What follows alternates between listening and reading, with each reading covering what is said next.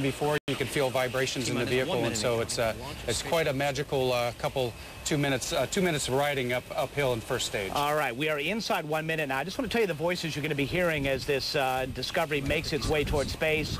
Adler Butel is a public affairs officer here in the Launch Control Center. He'll hear him first, and then it'll switch over to Houston. Rob Navius, public affairs officer there, will be providing us some key data points as this all unfolds. As we reach the point of 30 seconds, Doug, things start happening very quickly and automatically now. Absolutely. At T-minus 31 seconds, control is handed over to the shuttle onboard computers, and we're at that point right now, and the shuttle is on its way. Now, there is systems in place to, if we need to do a pad abort or abort the launch, that can be done, but the shuttle is in complete control now. All right, let's listen now.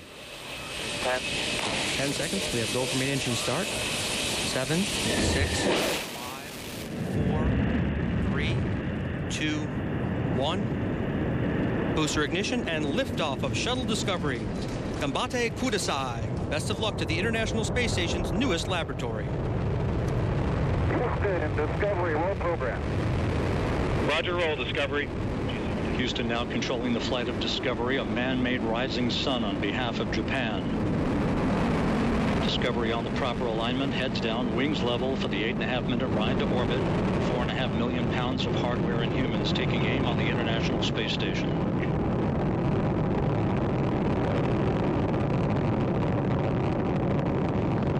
Six seconds into the flight, the 3 liquid fuel main engines now throttling back to 72% of rated performance, going in the bucket, reducing the stress on the shuttle as it goes supersonic.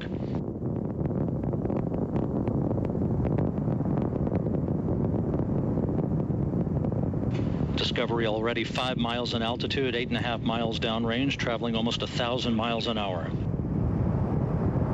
Discovery Houston, go at throttle up. Roger, go ahead, throttle up. Throttle up call acknowledged by Commander Mark Kelly, joined on the flight deck by pilot Ken Ham, flight engineer Ron Guerin, and mission specialist Karen Nyberg. Down on the middeck are Mike Fossum, Aki Hoshide, and Greg Shamatov, heading for a half year on the International Space Station. Okay. And this is a key part of the whole situation here, Doug, where you've got those twin solid rocket boosters still attached. Once you light those solid rocket boosters, there's no turning them off. That's exactly right, Miles. It's solid fuel. You can't throttle these things. 1 minute. And so you essentially are along for the ride when you're on these boosters. And so there is a collective sigh of relief at about 2 minutes and 5 seconds when we get off the boosters. We're waiting that moment now. And when that happens, there's a collective sigh of relief, although we still have 6 more minutes to ride to space. And the amount of acceleration there is really hard to comprehend when you consider going from that launch pad 0 to 17,500 miles an hour. Do you feel that acceleration, though? Absolutely. You do? Absolutely, you do. You feel it. It's a there go the solid rocket boosters. That's a good sign right there. That's a very good sign now. And actually, this occurs at about 150,000 feet at Mach 5. Very little drag up there, and now you can feel the full force, full thrust of those shuttle main engines. It really presses you back in your seat at 3 times gravity, essentially 3 of yourself sitting on your chest. Now, is it hard to breathe? It is. Is it a little bit difficult to breathe? It is a little bit mechanical. It's equally as hard to reach out and actuate a switch or something if you need. So if the crew, it sounds like we have a very, very clean ascent. The crew is probably checking their reachability of different switches in case they need to actuate something. And so there's a pretty good force on the crew now as they push back in their seats. Now we're looking at this shot, which is the external fuel tank camera looking back at the orbiter. And of course, you see the curvature of the Earth, the darkness of space. That camera, while it's wonderful for us to go along for the ride, is there for really some engineering and safety reasons. They want to make sure that big pieces of that foam, which insulates the external fuel tank, don't fall off, causing damage to those thermal protection tiles on the belly of the shuttle. I have not seen anything big fall off there.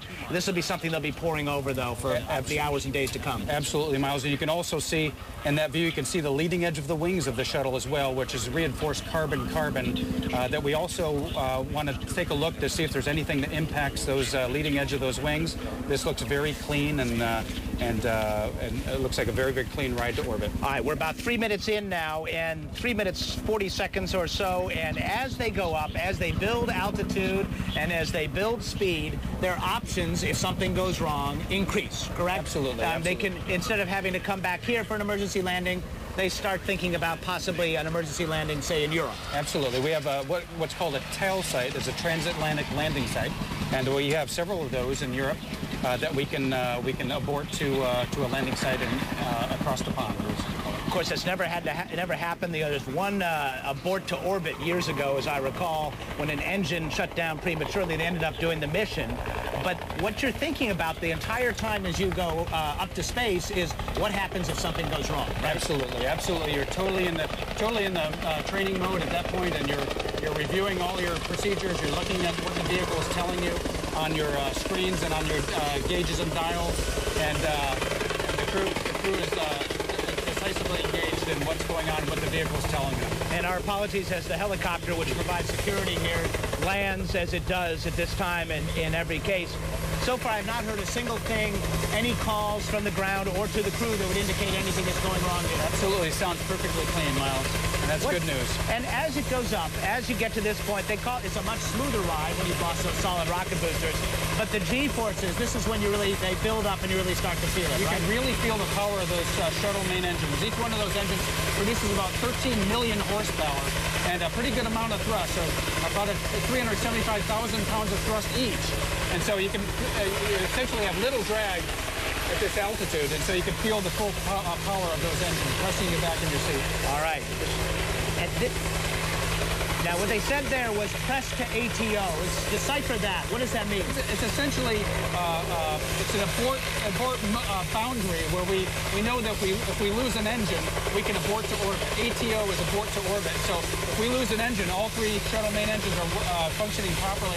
But if we lost an engine, we can make it to orbit. So that's a good call when you hear that one. That's a very good call. That's a very good call. We can now make it to orbit if we lose one engine. Of course, you still want to get to the space station, so those engines continue to fire for the full 8.5 minutes. Absolutely. And now that begins this roll program. That's about communication, isn't it? Explain how that works. Yes, sir. On top of the space shuttle, there are antennas that we lay the shuttle on its back as we're going through first stage, up until about Mach 13 to 15. And those antennas are communicating with ground sites up the East Coast and in Bermuda as we cross the Atlantic. Once we get to this altitude, we roll the heads up. So the primary communication is now through the satellites. All right, so we're 6 minutes and 30 seconds into it, and the next call is going to be single engine press to MECO. What does that mean? What does that mean? Well, press to MECO. MECO stands for main engine cutoff, which is a good point to reach. It's actually the summit, if you will, of the launch attempt. And so single engine press to, which means that on one engine, if we lost two engines, we can make it to MECO. All right. So we're inside 2 minutes now, and what we're going to see is this wonderful picture as the external fuel tank and the orbiter separate.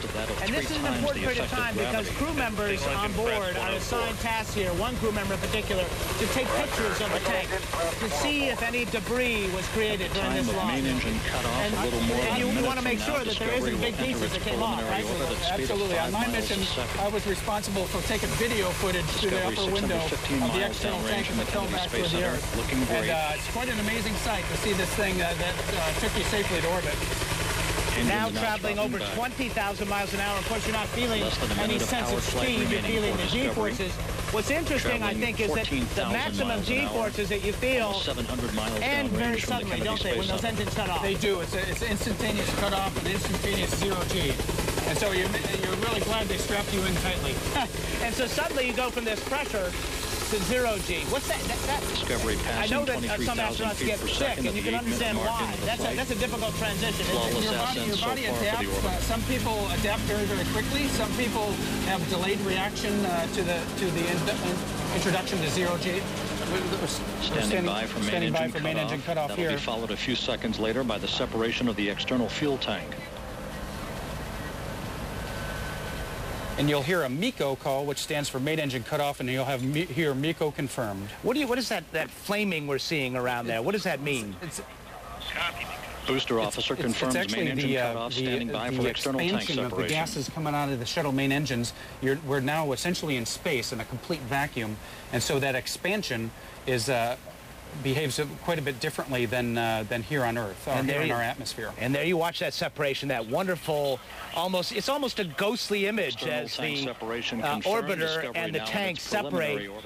It is. You'll see jets firing on the shuttle to move it away from the external tank, and then the shuttle will actually do a 180-degree flip onto its back, and so you could see this external tank out the upper windows. What kind of a sight was that to see that? Could you believe where you were? It was amazing. It was amazing.